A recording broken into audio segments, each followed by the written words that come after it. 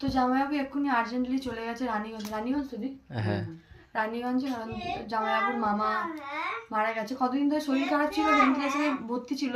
তো দিদিও ও সবাই কালকে ফোন করে বললো যে ঠিক আছে, আর এক্ষুনি আর্জেন্টলি ফোন করে বললো যে মারা গেছে। তো আমাদের তো নিয়ম যে কেউ মারা গেলে ঘরে কোনো খাবার টাবার সব ফেলে দিতে হয়।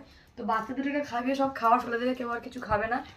অলরেডি এদেরকে খাওয়াতে বসে গেছিল, খাওয়াতে বসে তা ফোন এসেছে, তো মামার রাতে খাওয়ানো হয়ে তারপরেই কল এসছে। মায়েরা লড়ুকো না বেটা, এই ভাত খাবি না তুই? না ওকে খাওয়াতে হবে না। তো ওটা ওদেরও যা নিয়ম আমাদেরও তাই নিয়ম, একই নিয়ম যে কেউ মারা গেলে যা থাকে ঘরতে ফেলে দিতে হয়, রান্না বান্না কিছু খেতে নেই, তো ওই সব ফেলে দেওয়া হবে। আর এখন জানি না এই জুলাই মাস, তো জুলাই মাসে এত বাজে যাচ্ছে সবার পক্ষে, কেন বুঝি বাজে গেল মায়েরা, আমার প্রচুর বাজে গেল। তোর কেন সবারই, যার মুখে শুনছি জুলাই মাসটা সবার মুখে বাজে, আমার ছুটি হচ্ছে, খারাপ আসছে, আসতেই লেগেছে।